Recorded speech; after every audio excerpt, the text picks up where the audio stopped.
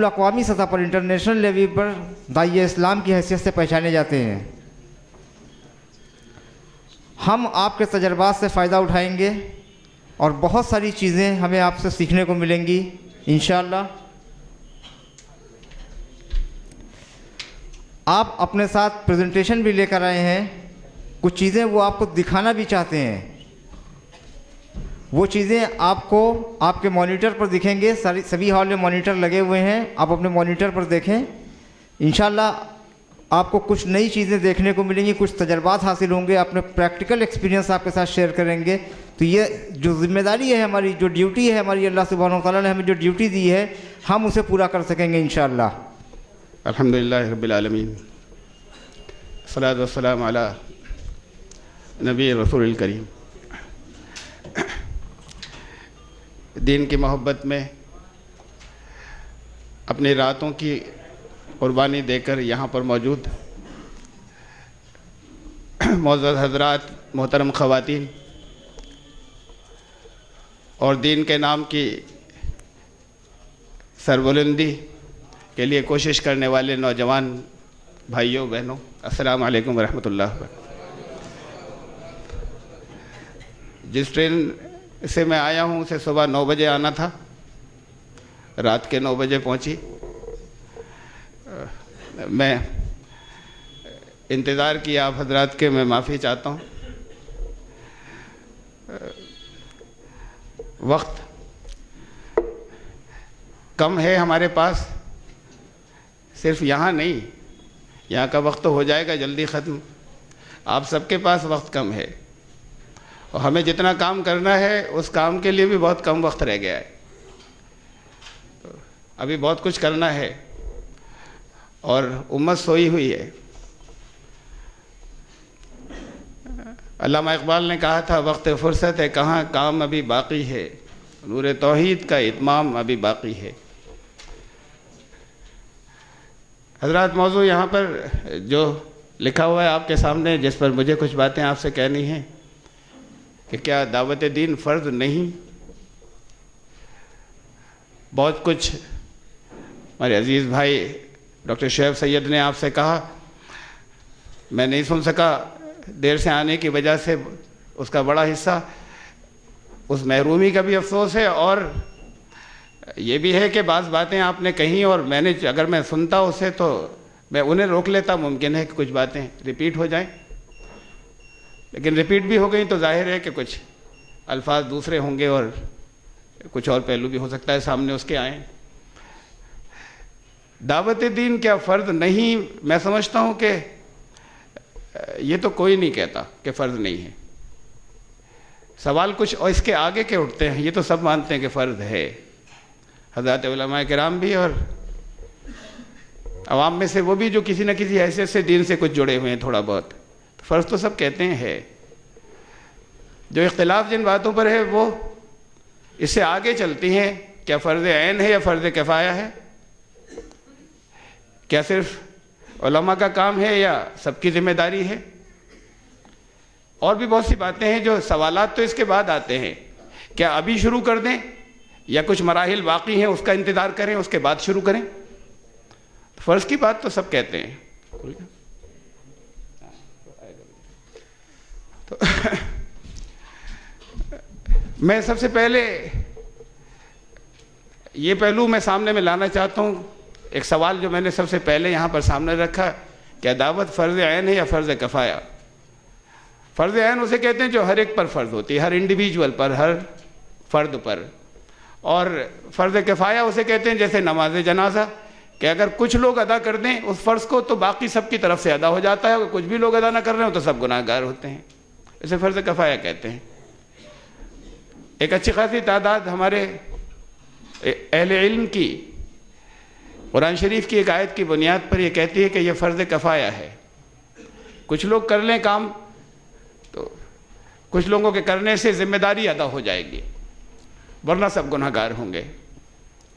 اور قرآن شریف کے اندر آیت ہے کہ وَلْتَكُن مِّنكُمْ أُمَّةٌ يَدْعُونَ إِلَى الْخَيْرِ وَيَأْمُرُونَ بِالْمَعْرُوفِ وَيَنْهَوْنَ عَنِ الْمُنكَرِ، تمہیں ایک گروہ، ایک جماعت تو ایسی ہونی ہی چاہیے کہ جو خیر کی طرف بلائے، جو باتیں اللہ کو پسند ہیں ان کی تاکید کرے اور جو ناپسند ہیں ان سے روکے. اس کی بنیاد پر کہ تم میں کچھ لوگ تو ایسے ہونے ہی چاہیے، اس کی بنیاد پر یہ سمجھا جاتا ہے یا یہ کہا جاتا ہے کہ یہ فرض عین نہیں ہے، ہر ایک کے لیے ذمہ داری، ہر ایک کی ذمہ داری نہیں تھی، اللہ نے ہر ایک پر فرض نہیں کیا ہے.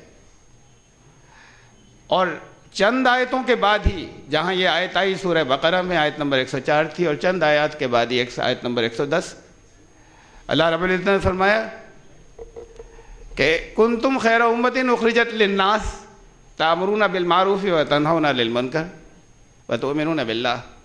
اب تم ہو بہترین امت اخرجت للناس، جسے دنیا کے تمام انسانوں کے لیے نکالا گیا ہے تاکہ تم اللہ کو جو پسند ہے اس کی تاکید کرو اور جو اللہ کو ناپسند ہے اس سے روکو.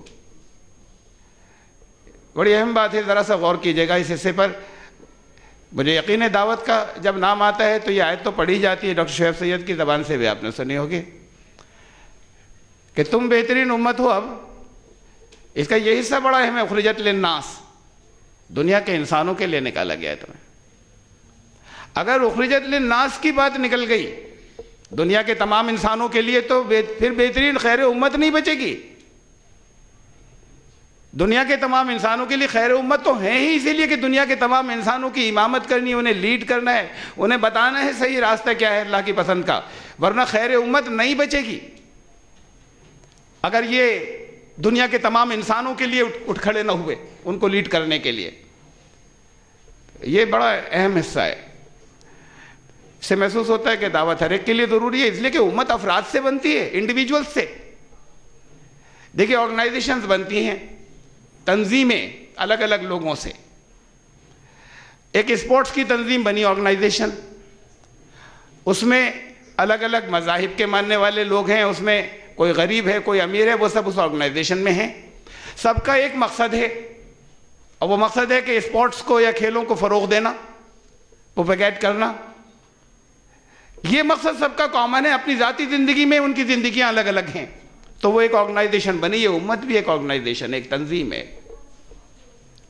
جس کے ہر فرد یا انڈیویجول کی ذمہ داری تو قرآن نے بتائی ہے، وما خلقت الجن والانس الا لیعبدون، کہ ہم نے سب کو تمہیں بندے بن کر رہنے کے لیے، بندگی کرتے رہنے کے لیے تمہاری ذمہ داری ہے، اس لیے پیدا کیا کہ بندے بن کر رہو. یہ تو ہر ایک کی الگ الگ ذمہ داری ہے. امت کی حیثیت سے یہ جو آرگنائزیشن ہے جسے امت کہا، تنظیم، اس کا بھی ایک مقصد تھا. آرگنائزیشن ہوتی ہی نہیں ہے اگر اغراض و مقاصد نہیں ہوتے، اگر ایمز اینڈ آبجیکٹیو نہیں ہوتے. رجسٹر کرانے جائیں تو وہ پہلے کہے گا کہ لے کر آئیے آپ کے کس مقصد کے لیے بنی. اگر مقصد نہیں تو آرگنائزیشن تنظیم نہیں ہوتی. اور قرآن نے یہ مقصد بتایا ہے اس کا، اخرجت للناس تأمرون بالمعروف وتنہون عن المنکر. دنیا کے تمام انسانوں تک تمہیں یہ پہنچانا ہے اور ان کو بتانا ہے کہ تمہیں اگر اس راستے کے اوپر چلو گے تو کامیابی ہوگی اور اس راستے پہ چلو گے تو اللہ کی نافرمانی ہوگی، ناکامی ہوگی. یہ امامت کرنی ہے. یہ اس آرگنائزیشن کا جسے امت کہتے ہیں مقصد تھا. جو لوگ اس مقصد کو پورا نہ کریں پھر وہ امت کا حصہ کیسے رہے؟ ایسا ہوتا ہے کچھ تنظیموں میں کچھ لوگ کبھی شرکت نہیں کرتے، نام لکھا ہوا ہے، کبھی نہیں آتے، کسی میٹنگ میں نہیں آتے، اس کی کسی کارروائی میں کسی ایکٹیویٹی میں شریک نہیں ہوتے. ایسے ممبرز کو یا تو نام کاٹ دیا جاتا ہے اور یا انہیں سلیپنگ ممبرز کہا جاتا ہے کہ ان کا ہونا نہیں ہونا برابر ہے، یا نام کاٹ دیا جاتا ہے. اور اگر اس کسی تنظیم کے آرگنائزیشن کی میجورٹی اور زیادہ تر افراد ایسا کریں کہ وہ اس کی ساری ایکٹیویٹیز سے باہر ہو جائیں، جو اس کی اصل ایکٹیویٹیز ہیں، جس مقصد کے لیے وہ تنظیم بنی تھی آرگنائزیشن، ایسی آرگنائزیشن کو ڈیڈ آرگنائزیشنز کہتے ہیں، مردہ تنظیمیں. ہم ڈرے ہیں اس انجام سے کہ ہم تو نام لیتے ہیں کہ ہم امت محمدی کے حصہ ہیں اور اس کے رکن ہیں، اور ہمارا نام کہیں سلیپنگ ممبرز میں ہو یا خدا نہ خواستہ کاٹ دیا گیا ہو کہ ایمان والے تو ہیں لیکن امت کے نہیں ہیں. اور ڈرے اس انجام سے بھی کہ جہاں امت کے اس حصے کو جو اس وقت ہے اسے ڈیڈ آرگنائزیشن، یہ ایک مردہ تنظیم اللہ کی نظر میں قرار پائے. یہ تنظیم مردہ نہیں ہوگی، اس لیے کہ یہ تنظیمیں جنہیں امت کہتے ہیں نبیوں سے آتی ہیں، نبیوں سے برپا ہوتی ہیں. محمد رسول اللہ صلی اللہ علیہ وسلم آخری نبی تھے، اب کوئی دوسری امت نہیں آنی ہے. اور نہیں آنی ہے تو اللہ اسے مردہ نہیں ہونے دے گا۔ یہ ضرور ہے کہ اگر اس وقت جو افراد ہیں انہوں نے اپنی ذمہ داری ادا نہیں کی تو اللہ نے فرمایا وَإِن تَتَوَلَّوْا، تم نے پیٹھ پھیری تو يَسْتَبْدِلْ قَوْمًا غَيْرَكُمْ، وہ تبدیل کر کے پھر ایک دوسری قوم کو لے آئے گا۔ امت کو تو زندہ رہنا ہے، مردہ تنظیم نہیں بننے دیا جائے گا اسے۔ یہ بڑا تعزیانہ ہے یہ سمجھنا کہ اللہ کو اس لیے لانا، یہ تو قومیں تو آتی رہیں گی، آتی رہیں گی، لیکن اس لیے لانا پڑے کہ یہ لوگ اس لائق نہیں بچے کہ جو ذمہ داری دی گئی تھی اسے ادا کریں، چاہے اپنے ہاں ذاتی زندگی کے اندر نماز روزے کی ہوں اور ذمہ داری وہ ادا کر رہے ہوں، وہ انفرادی جو ان کی ذمہ داری تھی، اجتماعی ذمہ داری ہے امت کی۔ یہ ہمارے ہاں اختلاف اس پر بھی ہوتا ہے، میں نے کہا نا کہ اس پر تو کسی کو اختلاف نہیں کہ ہر ایک کے اوپر فرض ہے یا نہیں، لیکن اختلاف اس پر بھی ہوتا ہے کہ کیا صرف علم والے یا ہر ایک کے اوپر، یا ہر ایک دعوت کا کام کرے، یا کچھ علم والے ہی کریں خالی۔ بڑی نازک بات ہے میری زبان سے یہ کہنا کہ جو لوگ ہمارے ہاں، ہم جنہیں حضرات علماء کرام، تو اصل میں وہی لوگ ہیں جو مختلف دارالعلوموں سے تعلیم حاصل کر کے آئے ہیں۔ ابھی بہت سے کام، یہ تو ان کی ذمہ داری تو یقیناً ہے، ان کی زیادہ بڑی ذمہ داری ہے، اور اگر وہ بڑھ کر کمان ہاتھ میں لے لیتے تو اب تک تو نقشہ بدل چکا ہوتا، کیا کا کیا ہو گیا ہوتا۔ اس ملک کے اندر مسلمان محمد رسول اللہ صلی اللہ علیہ وسلم کی سرزمین کے بعد دنیا میں سب سے پہلے یہاں مسلمان داخل ہوئے ہیں۔ بہت کم لوگوں کو اس بات کا احساس ہے، معلوم ہے، لیکن ذہن میں حاضر نہیں ہے یہ بات، استحضار نہیں ہے۔ اسلام اسلام عرب کے بعد شام میں بات کو پہنچا، مصر میں بات کو پہنچا، عراق میں بات کو پہنچا، ایران میں بات کو پہنچا، ہندوستان میں پہلے داخل ہوا ہے۔ بعض روایات کہتی ہیں کہ نبی اکرم صلی اللہ علیہ وسلم کے حیات طیبہ میں بھی صحابہ کے قدم یہاں آگئے تھے۔ اس پر سب کو اتفاق نہیں ہے، اس پر سب کو اتفاق ہے کہ حضرت ابوبکر صدیق رضی اللہ تعالیٰ عنہ کے دور خلافت میں مسلمانوں کے قدم یہاں پڑ چکے تھے ہندوستان کے اندر، اور اسلام لوگوں نے قبول کرنا شروع کر دیا تھا۔ وہ تاجر تھے، بزنس مین تھے، تجارت کرتے تھے، اور لوگوں سے یہ بھی کہتے تھے کہ کن چیزوں کی پوجا کرتے ہو، جنہیں اپنے ہاتھ سے بناتے ہو پوج لیتے ہو، لوگوں کی سمجھ میں آ جاتا تھا، لوگ مان لیتے تھے۔ جنوبی ہند میں اسلام بہت پھیلا، محمد بن قاسم کے آنے سے بہت پہلے سے پھیل رہا تھا، 100 سال میں جنوبی ہند میں بہت پھیل چکا۔ یہاں یہ پتہ لگانا ہے کہ یہاں کون سی طاقتیں ہیں جنہوں نے اسلام کو بلاک کیا ہے۔ ہندوستان میں اسلام کی ایک اپنی انہیرنٹ طاقت ہوتی ہے، اپنی اندرونی قوت، اسلام اس سے پھیلتا ہے۔ وہ انہیرنٹ طاقت جو خود اسلام کی اپنی طاقت ہے، اس سے وہ پھیلتا چلا جاتا ہے۔ اسلام کسی ملک میں داخل ہوتا ہے، اسلام وہاں اقلیت بنتا ہے، اسلام وہیں اکثریت بنتا ہے۔ یہ اسلام کا مزاج ہے، پوری تاریخ گواہ ہے اس کی۔ اسلام شام میں داخل ہوا، وہاں اقلیت بنا، وہاں اکثریت بن گیا۔ اسلام عراق میں داخل ہوا، وہاں اقلیت بنا، وہیں اکثریت بن گیا۔ اسلام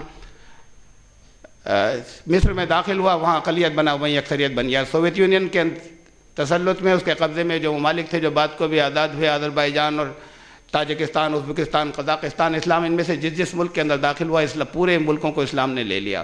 اسلام ایران میں داخل ہوا، پورے ایران کو لے لیا۔ افغانستان میں داخل ہوا، پورے افغانستان کو لیا۔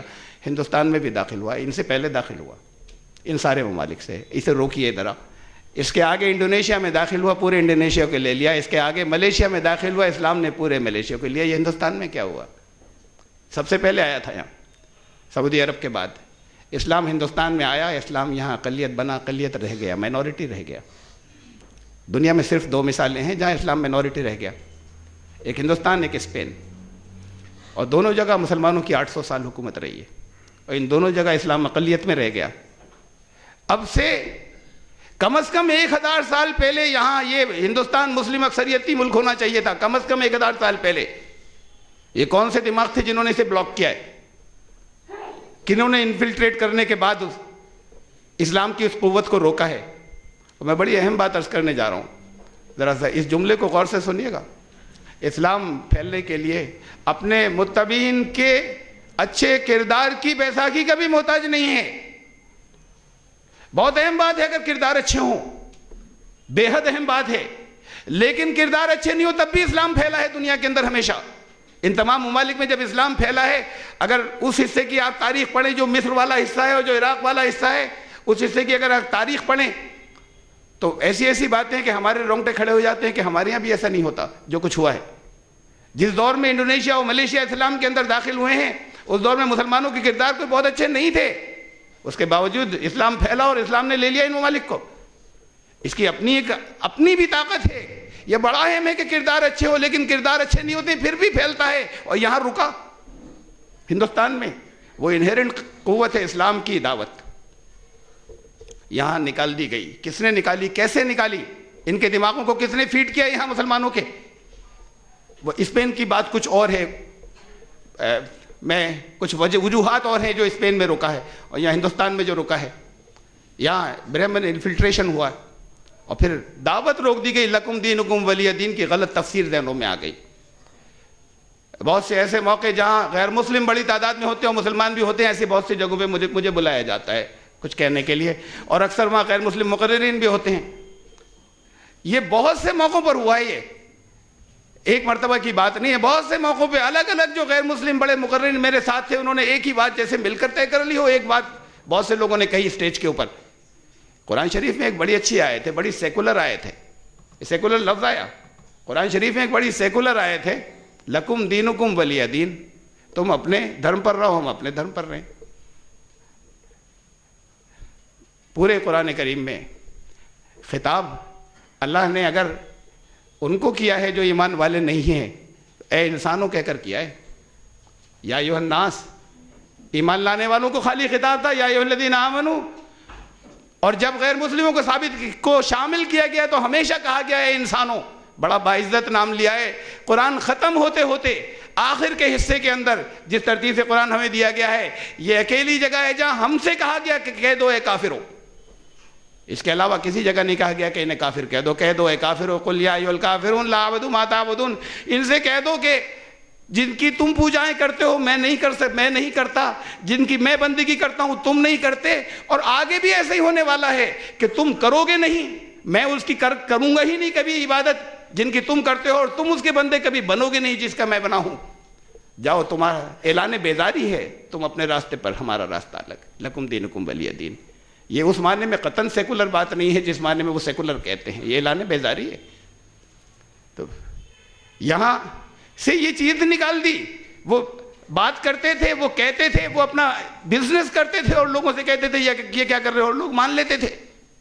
اس کے بعد کیا کیا ہوا، کیوں حالات بدلے ایسے؟ اب سے 1000 سال پہلے مسلم اکثریتی ملک ہونا چاہیے تھا یہ ہندوستان، آج بھی شکل یہی ہے۔